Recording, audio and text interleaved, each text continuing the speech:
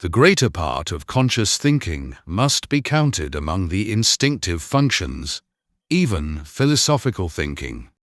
Now, that's an audacious claim from Beyond Good and Evil, Section 3, isn't it? It immediately challenges, profoundly challenges, the cherished autonomy of reason. Think about that. Nietzsche reclassifies even philosophy as fundamentally instinctual. He's hinting at a deeper psychological, perhaps even physiological basis for our thoughts. Our mission today will unpack precisely how this radical assertion seeks to revalue the very process of thinking, a tall order. So, what's at the heart of this lecture? It's this persistent, fascinating tension between reason and instinct in philosophy. By dissecting Nietzsche's argument, and we'll really get into the nuts and bolts here, we're going to uncover the hidden physiological demands, those deep-seated valuations he claims steer our logic. Yes, our logic. And the goal? You'll gain powerful tools to critically assess the very foundations of conscious thought, foundations you might have taken for granted. Today specifically, we're diving deep into Section 3 of Nietzsche's Beyond Good and Evil, Chapter 1. And this is where Nietzsche really gets down to business. He's moving beyond critiquing specific dogmas to unearth the very roots, the hidden roots, of philosophical prejudice. Remember when we explored philosophers' inspirations back in Section 2? Well, today, Nietzsche reveals their instinctual origins. We're going to trace his argument, step by step, showing how instinctive functions, valuations, and yes, physiological demands secretly guide even our most abstract reasoning. Our lecture will be a sequential analysis of his claims, how these forces shape logic, how they mold our concept of truth, all to prepare us for his radical re-evaluation of thought itself. Are you ready for this? He kicks things off with a characteristically bold assertion. An assertion born, he claims, from years of careful observation, from reading between the lines of the philosophers. Listen closely to this.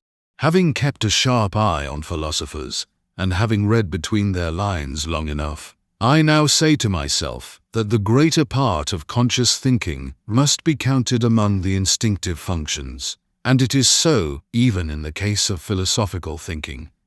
One has here to learn anew, as one learned anew about heredity and innatedness. Did you catch that? The immediate challenge? Conscious thinking, even its most refined, supposedly rarefied form, philosophical thinking, isn't some pinnacle of human freedom or pure rationality. No, it's reclassified, bluntly, as belonging to the instinctive functions. That's a radical recategorization, a paradigm shift, truly. And his call to learn anew? That's absolutely crucial. Each is signaling that we need to rethink everything. Now, his analogy here about heredity and innatedness, this is incredibly telling. And this is where a little historical context becomes absolutely crucial. He's directly plugging into the massive intellectual earthquakes of his time. Think about Darwin. Darwinian evolutionary theory was reshaping humanity's understanding of itself, its origins, the biological drivers of behavior. This wasn't some dry academic debate. It was in the air, permeating cultural consciousness, changing how people saw the world. So, when Nietzsche links philosophy to this, he's grounding his philosophical critique in these powerful, unfolding scientific narratives. What does it even mean for philosophical thought to be instinctive in such a world? It immediately throws a wrench into its claims of autonomy, of purity, of disinterested pursuit of truth. If thought is an instinctive function, well, it suggests it's serving a purpose tied to the organism, to life itself, not to some abstract, disembodied truth for its own sake. And this, right out of the gate, sparks a critical scholarly question, a real point of tension. Is Nietzsche just lurching towards biological reductionism here? Are our grand ideas merely afterthoughts of our biology? Or is he using instinct in a more complex, maybe even metaphorical way? This very tension, believe me, is a live wire in scholarly debate, and it's something we absolutely must keep in our sights as we move forward.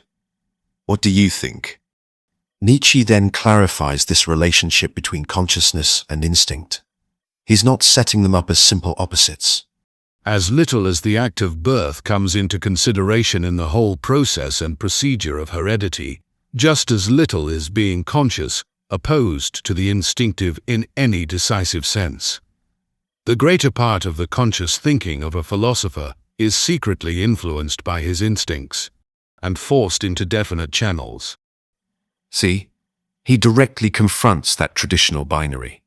Being conscious isn't the enemy of the instinctive.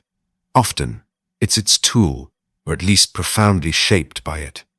The philosopher's thought, he claims, is secretly influenced and forced into definite channels. This language is potent, isn't it? Secretly. That implies a profound lack of self-awareness on the part of the philosopher. A hidden agenda operating beneath the calm surface of rational deliberation. Remember how in section 2, we talked about philosophers building on inspirations or intuitions. Nietzsche is now digging deeper, asking, what are those inspirations really? They might just be instincts and physiological demands. And that phrase, forced into definite channels, it suggests a kind of determinism, or at the very least, a powerful conditioning that shapes the very course, the very conclusions of philosophical inquiry. And this actually prefigures, in a really striking way, later psychoanalytic concepts. Think about it.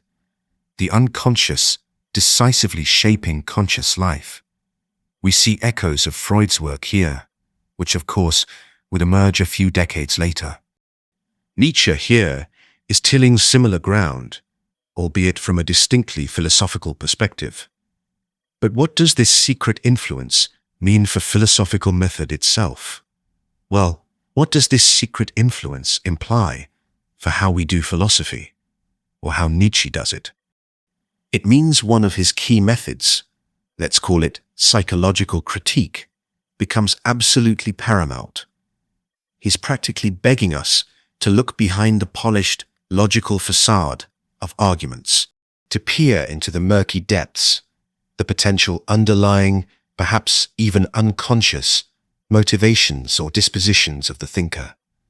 He's really asking, what's going on under the surface of this supposedly pristine, logical argument?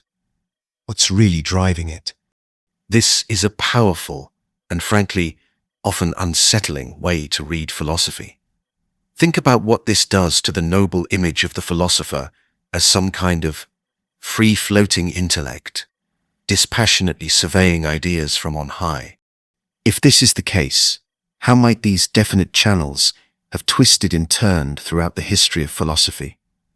It certainly throws a wrench in our neat stories of purely rational progress, doesn't it?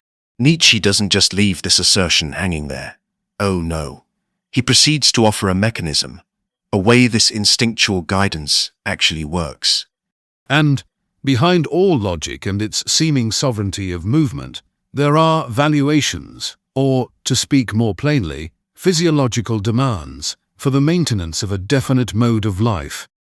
This right here is the absolute core of his argument in this section.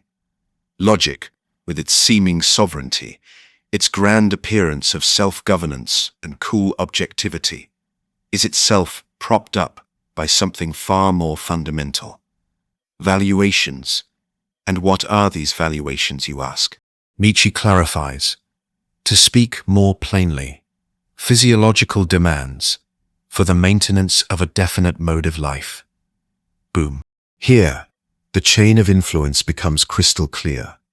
Physiological demands, the needs for sustaining a particular way of living, give rise to valuations, judgments about what's good, useful, or important. And these valuations, in turn, secretly steer the very processes of our logic. The concept of valuations, Wertschätzungen, is absolutely crucial in Nietzsche. These aren't necessarily reasoned judgments in the way we usually think of them. They're more like pre-rational, pre-logical assessments of worth that establish the framework within which logic then operates. They are what a particular mode of life deems necessary or beneficial for its own preservation, its own enhancement.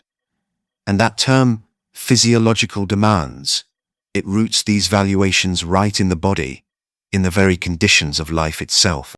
Now, one could see this as a form of vitalism, or, if interpreted narrowly, perhaps a reductive explanation of complex cultural values. However, that phrase, a definite mode of life, suggests something more than just bare biological survival. It can encompass rich cultural forms, diverse types of human existence, each with its own sustaining physiological, perhaps in a broader, even metaphorical sense too. And this, my friends, is where we see another of Nietzsche's signature philosophical moves in sharp relief. He's practicing what scholars call genealogy. Now, what is genealogy? Think of it like an archaeological dig, but for ideas.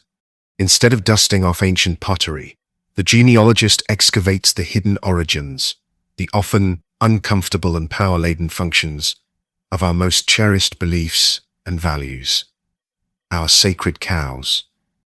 Notice how he traces logic, something we usually revere for its purity, its abstraction, not to some lofty, transcendent realm of pure reason, but all the way down to the earthy, bodily, physiological demands necessary for sustaining a specific way of life. This method, it's profoundly destabilizing. It shifts our focus from simply asking, what is true, to far more unsettling questions. What conditions, often hidden and unacknowledged, make this particular notion appear true? And, crucially, for whom, or for what type of life, does this belief serve a vital, life-sustaining purpose? This is a lens that can force us to re-examine the entire history of thought. Powerful stuff. So, to recap this astonishing chain, we have instincts, which manifest as physiological demands for a particular mode of life. These demands then express themselves as valuations, which, in turn, channel conscious thought and logic. This is a powerful, and for many, a deeply disturbing picture of our intellectual lives. A real shake-up. Nietzsche then provides concrete examples of these valuations that so cleverly masquerade as objective truths. For example, that the certain is worth more than the uncertain, that illusion is less valuable than truth. Such valuations, in spite of their regulative importance for us, might notwithstanding be only superficial valuations, special kinds of niaiserie, such as may be necessary for the maintenance of beings such as ourselves. The preference for certainty over uncertainty, for truth over illusion. These are foundational to most philosophical thinking, indeed, to most everyday thinking. Yet Nietzsche dares to dismiss them as potentially superficial valuations. And then comes the real firecracker, that truly provocative French term. Special kinds of niaiserie. Niaiserie. It translates, roughly, to foolishness, silliness, a kind of endearing simple-mindedness. He's suggesting that these fundamental epistemic values, the bedrock of our thinking, despite their regulative importance for us, that is, for beings like us, for our specific way of existing, might just be necessary fictions, useful stupidities. Wow, this is an astonishing claim, isn't it? It really makes you stop and think. You can almost imagine Nietzsche with a glint in his eye as he pens niaiserie, a touch of intellectual mischief perhaps, but with a very, very sharp edge. Because, let's face it, if our relentless pursuit of truth is actually a form of foolishness, however essential for beings such as ourselves, then what about Nietzsche's own bold pronouncements, right here? Is this assertion, this very critique, itself another kind of niaiserie, one specific to his particular mode of philosophical life? This self-referential loop, this conundrum, is a classic, thorny point in Nietzsche scholarship. There's no easy way out of it, and it compels us to engage with his work on a profoundly meta level. And it's also a moment that really brings home the sheer complexity of these philosophical puzzles. We, as a scholarly community, are still wrestling with these implications, still trying to fully grasp them, recognizing that Nietzsche often lobs questions at us that are far more radical, far more explosive than any answers he might seem to hint at. Remember when Nietzsche questioned the very value of the will to truth back in section 1? Here, he's suggesting what actually might be driving it. Not some pure intellectual drive for knowledge, but a valuation deeply rooted in the needs of beings such as ourselves. The pursuit of what we call truth could be a niaiserie, a silliness, essential for our survival or flourishing, but a niaiserie nonetheless, from a perspective that transcends our immediate human needs. This radically reframes the entire philosophical enterprise, doesn't it? What are the implications if our core epistemic values are, in fact, superficial? And as I said, this claim is also where that self-referential problem becomes incredibly acute. If the valuation of truth is a niaiserie, what is the status of Nietzsche's own claims about this? Is his assertion also a niaiserie, necessary for his mode of being? This is a tension we simply must grapple with when reading Nietzsche. Deep waters. Now, how might we try to make sense of these challenging claims? What interpretive paths can we take? Well, one could adopt a biological reductionist interpretation. This path argues that Nietzsche means all thought is nothing more than a direct, unmediated expression of biological instincts. This would imply a pretty strong determinism, making genuine philosophical re-evaluation, something Nietzsche himself champions, quite difficult, if not impossible. However, his careful use of phrases like the greater part and secretly influenced suggests a significant, but not necessarily total determination. There's wiggle room. Then, there's a more nuanced reading, the perspectivist interpretation. Here, the emphasis shifts from raw, brute biological drives to valuations that constitute a definite mode of life, or a perspective. Yes, physiological demands shape these perspectives, but perspectives are fundamentally interpretive frameworks. Truth, then, becomes that which enhances a particular form of life, allowing for a multiplicity of such truths, each valid from its own standpoint. This aligns much more smoothly with Nietzsche's broader perspectivism and his own ambitious project of creating new values. Finally, we could consider the rhetorical or critical interpretation. From this angle, Nietzsche's primary goal isn't necessarily to offer a scientific theory of mind. He's not trying to be a neuroscientist here. Instead, he's using provocative, even shocking language, like niaiserie, to dismantle the philosopher's traditional self-image of pure, disinterested rationality. The whole instinct claim becomes a powerful critical tool, a rhetorical battering ram, forcing philosophers to confront their unacknowledged assumptions, their hidden biases. This reading doesn't entirely negate the others, but it frames them as serving this critical, destabilizing purpose. The inherent ambiguity in terms like instincts, and the suggestive rather than systematic linkage between instincts, demands, and valuations certainly leaves the door open for these varied readings. Which interpretation, or perhaps which combination of them, do you find most compelling, based on what we've explored in the text so far?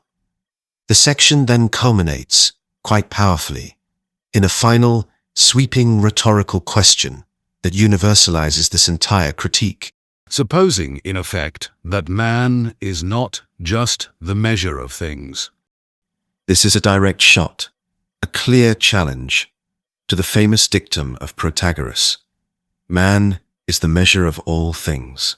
If our valuations, our logic, our very conception of truth are all conditioned by these physiological demands for the maintenance of our specific mode of life, for beings such as ourselves, then they utterly lose any claim to universal, objective validity.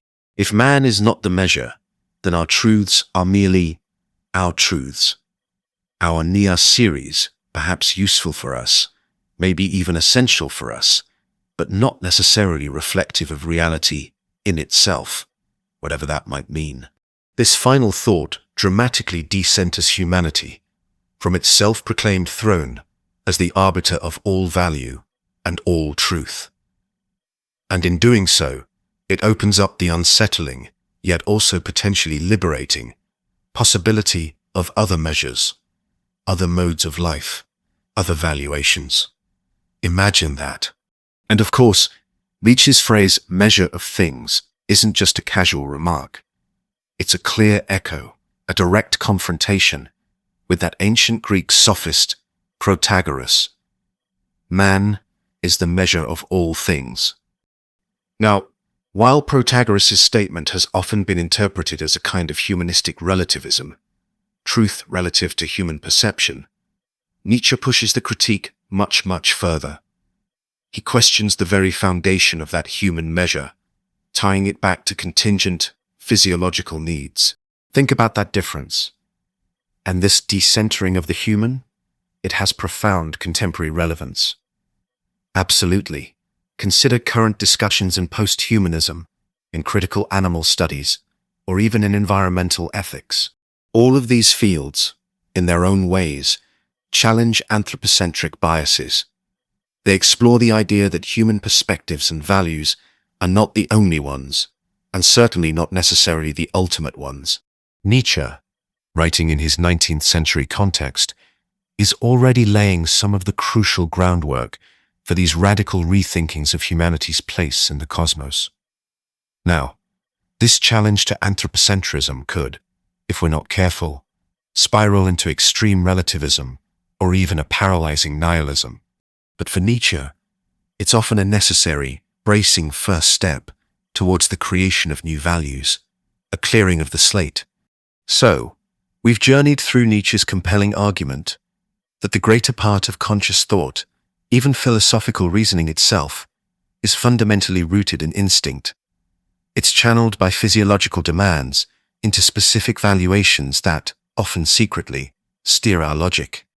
This unmasking of reason's supposed autonomy forces us to confront a profound paradox, that our most cherished epistemic values, like the unwavering preference for truth over illusion, might be mere niaiseries.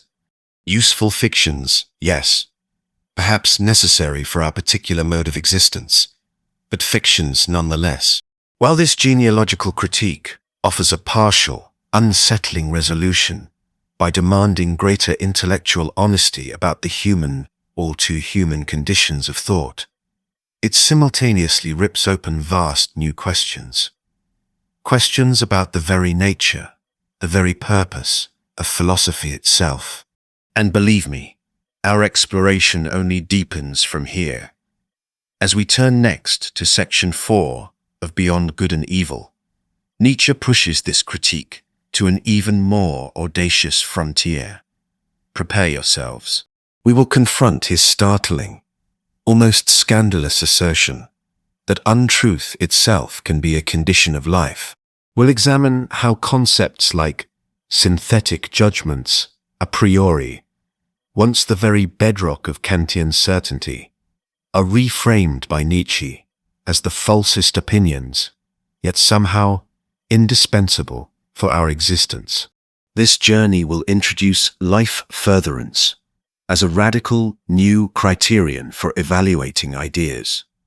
A move that, as Nietzsche dramatically declares, positions a philosophy daring enough to embrace it beyond good and evil. Get ready for a revaluation that promises to reshape our understanding of truth's role in the human endeavor. You won't want to miss it.